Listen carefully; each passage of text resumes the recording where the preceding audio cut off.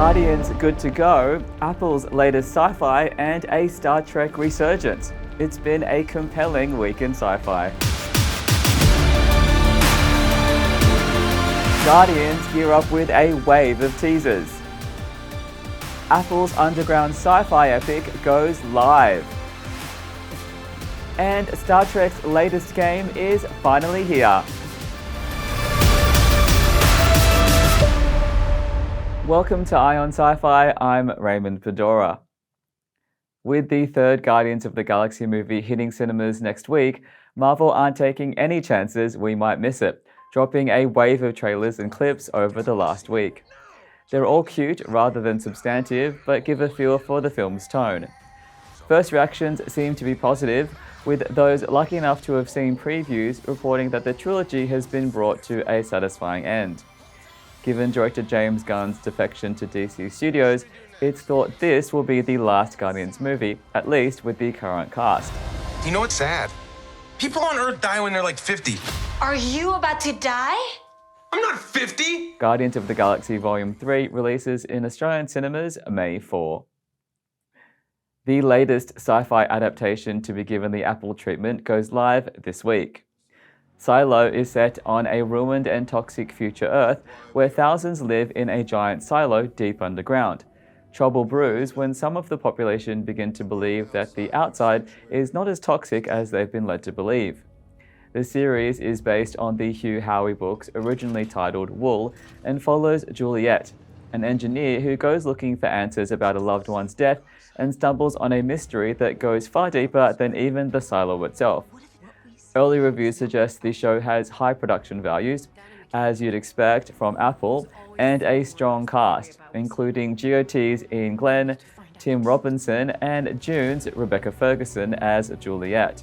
Silo's first two episodes premiere May 5 on Apple TV+, with one a week after that.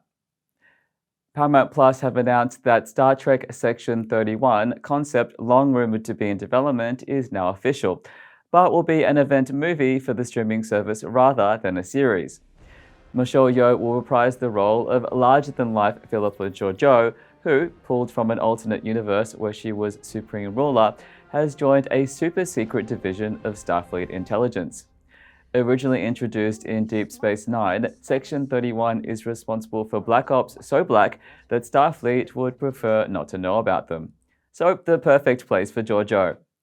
Production is expected to begin later this year. And staying with the Trekverse, narrative adventure game Star Trek Resurgence has launched this week.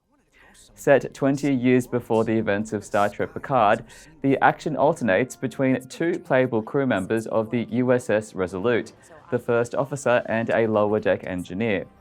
The game is focused on growing tensions between two species, which has involved Ambassador Spock, who appears in an early briefing.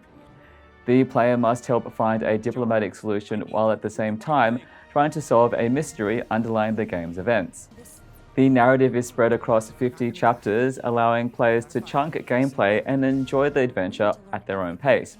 While the story is shared, the outcome will depend on choices made by players. Star Trek Resurgence is available now on PlayStation, Xbox, and PC via Epic. Survival sim Stranded: Alien Dawn has just gone 1.0. The game is set in the aftermath of a crash landing on a deserted planet, with the survivors left to contend with their new surroundings, including alien wildlife and adverse weather. Developed by the same team that worked on Surviving Mars and the Tropico series, this game adds storytelling RPG to the sim, with a cast of playable survivors each with different abilities and traits, both positive and negative. A key goal is to build and develop a base, starting as a simple shelter and working up to a high-tech outpost. A range of survival mechanics are available along the way, including growing food, scientific research, manufacturing weapons, and developing technologies such as electricity.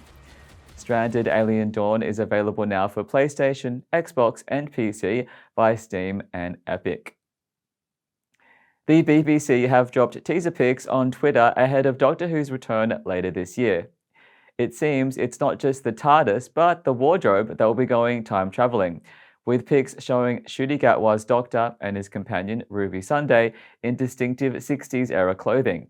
The series first went to air in the swinging 60s, so this may be a reference to its upcoming anniversary. The period threads won't be the 15th Doctor's regular outfit, which the BBC has already released.